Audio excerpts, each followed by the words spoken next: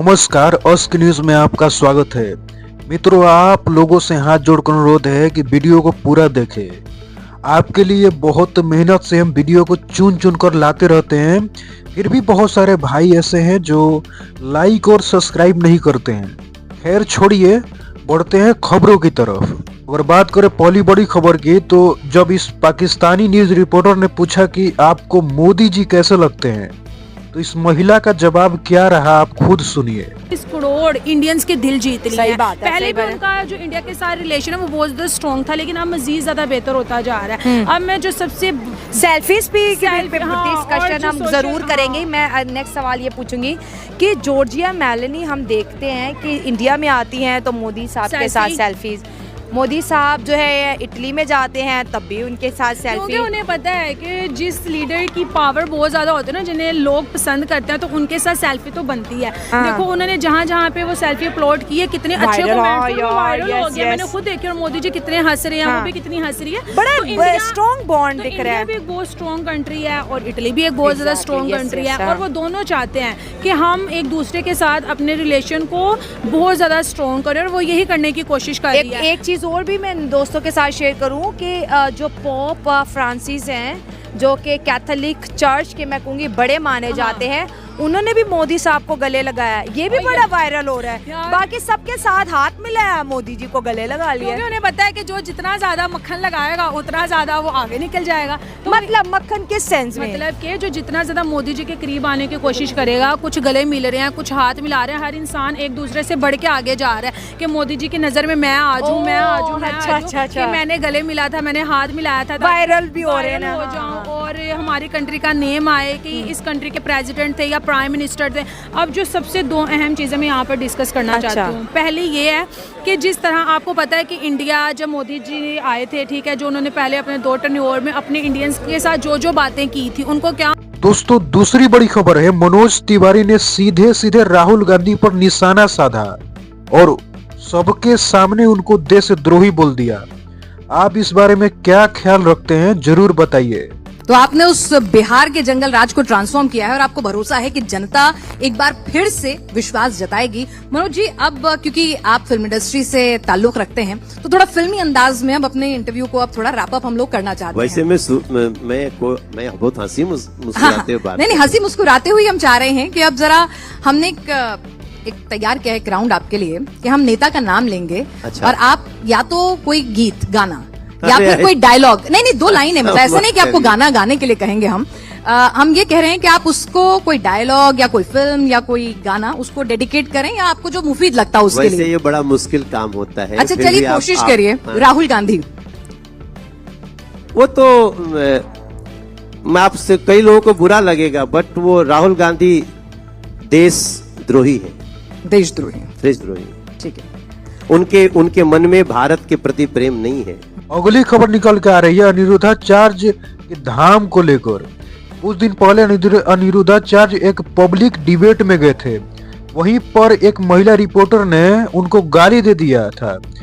अब वही महिला उनके धाम में आकर क्या बोली, आप खुद सुनिए। उस टाइम पे मैंने आपके लिए कुछ गलत बोला था, जब मैं सोचती थी कि ये बाबा सब ढोंगी होते हैं, बट जब मैं यहाँ पे आई वृंदावन और मैं आपके आश्रम में आई और यहाँ की सेवा को देखी, जिस तरीके से आप इतनी वृद्ध माताओं की सेवा करते हो, इतने सारे बच्चों का लालन पालन कर रहे हो, और तो और पूरा टाइम आपका 24 घंटे जो आपका किचन ओपन रहता है और इतने लोग प्रसाद के रूप में भोजन ग्रहण करते हैं, वो देखकर मेरी सोच बिल्कुल ही चेंज हो गई है। मैं आपका परिचय करा दूं, मैं एक बार न्यूज में गया था, जिस न्यूज में एक बहन ने बोला था कि मैं शराब पीती हूँ, वो शराब पीने वाली बहन के बगल में यही बैठी थी। तब ये गौरी गोपाल को जानती नहीं थी, तो ये बहुत क्रॉस क्वेश्चन कर रही थी उस समय कि ये गलत है वो गलत है, लेकिन जब यहाँ के देखा तो देखो इन्हें सब अच्छा लगा। जी बिल्कुल। तो मेरा आपसे एक प्रश्न है, मैं ये कहना चाहती हूँ कि भगवान का दिया सब कुछ है, अच्छा घर है, परिवार है, गाड़ी है, फेम है, नाम है, पैसा है, बट सुकून नहीं है। तो ये सुकून कैसे मिलेगा? जब मैं कृष्णा से जुड़ती हूँ तो मुझे सुकून मिलता है, बट इतना ज़्यादा अपने काम में बिजी रहती हूँ कि मुझे टाइम ही नहीं मिल पाता कि मैं उनसे जुड़ पाऊँ। तो उसके लिए क्या करें? जब से आप वृंदावन आने लग गई हैं, जब से आप थोड़ा कथा सुनने लग जाएंगी और कथाएं सुनते रहिए, धीरे धीरे आप इतना परिवर्तित अपने आप को देखेंगी, बदली हुई, कि आप सोच नहीं सकते। हम ना कोई यहाँ पर कोई किसी को टैबलेट नहीं देता, कोई इंजेक्शन नहीं है, लेकिन फिर भी लोगों का हृदय ना परिवर्तित हो जाता है। मैं आपको बताऊं, कल की एक बात, 3 भाई हैं, तीनों भाई आपस में बात नहीं करते थे, 3 देवरानी जेठानी, 3 भाई की 3 पत्नियां, उनका परिवार बिल्कुल टूटने की कगार में था। लेकिन मैंने केवल उनके साथ आधा घंटा समय दिया और उस आधा घंटा में उनके वर्षों, मतलब 10-10, 15-15 साल पुराने घाव आधे घंटे के अंदर मैंने भर दिए और वो मिलजुल के इसी कथा में वो एंजॉय कर रहे हैं। पूरा परिवार अब साथ में घूम रहे हैं, 3 जेठानी देवरानियां, 3 भाई सगे, बाप खुश, माँ रोती रोती आई मेरे पास, महाराज जी मेरा बेटा नहीं सुन रहा है, लेकिन कथा के प्रभाव से देखो ये प्रभाव है। तो आप सुनिए कथाएं, आपको पता ही नहीं लगेगा कि आप कब बदल गई। वैसे भी देखो हम न्यूज पहुंचे तो उतने से इतना परिवर्तन हुआ कि आप खींची चली आई वृंदावन। ऐसे ही परिवर्तन होगा कथाओं से। आज की युवा पीढ़ी सत्संग से हट गई, इसलिए डिप्रेशन में चली गई। काश सत्संग से जुड़ी रहती तो वो ऊंचाई तो पाती, आप कामयाबी। दोस्तों, योगी आदित्यनाथ का एक बयान तेजी से वायरल हो रहा है, जहां पर उन्होंने इंडियन पेरेंट्स पर एक बहुत बड़ा गुस्सैल हमला किया। अब खुद सुनिए। अब मैं देखता हूँ छोटे छोटे बच्चों को भी, दुधमुहे बच्चों को भी स्मार्टफोन लोग पकड़ा देते हैं। ये अपराध कर रहे हैं, ये अपराध मत करिए, मत पकड़ाइए बच्चों को स्मार्टफोन। उसको लिखने पढ़ने की आदत डलवाइए, सिखाइए उसको थोड़ा।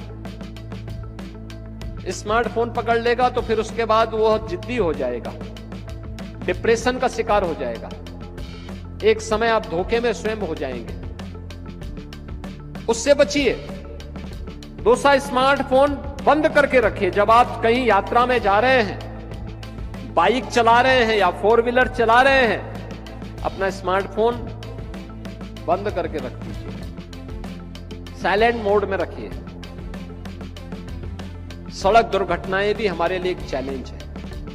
कितना चैलेंज है, नौजवान बच्चे चपेटे में आ रहे हैं, परिवार समाप्त हो जा रहे हैं। दोस्तों, अगली खबर डॉन हाजी मस्ताना की बेटी को लेकर आ रही है, जहां पर हाजी मस्ताना की बेटी ने कहा कि डॉन मेरा रेप करना चाहता था।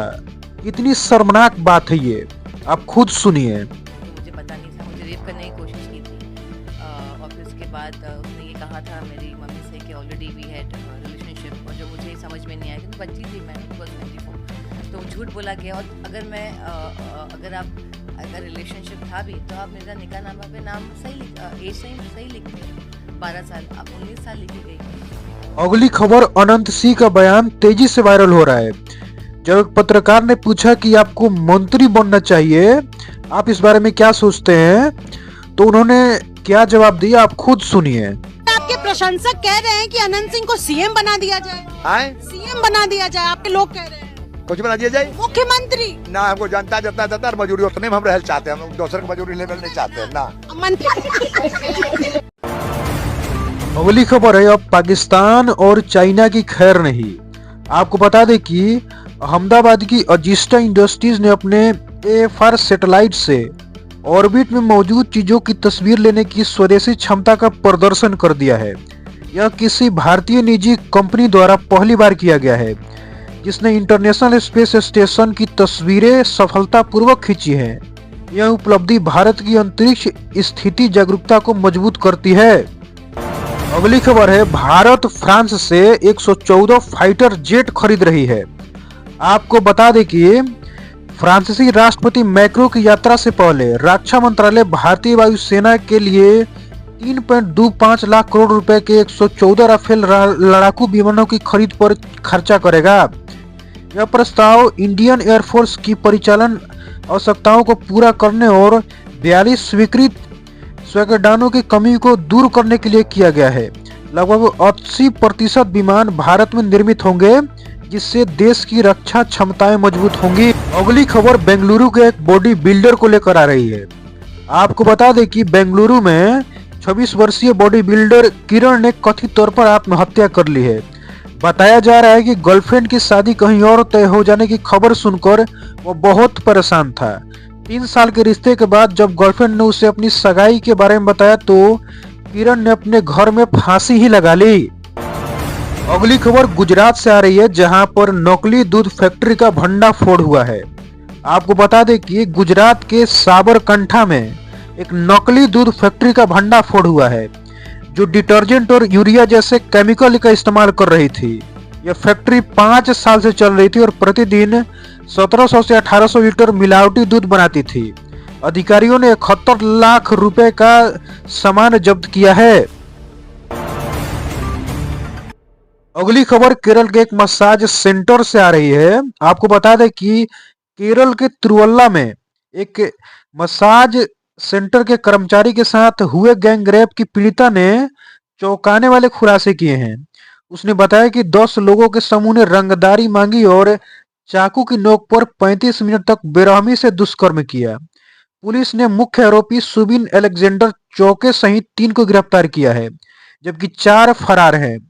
पुलिस मामले की गहन जांच कर रही है और सभी मसाज सेंटर की गतिविधियों की पड़ताल करेंगी।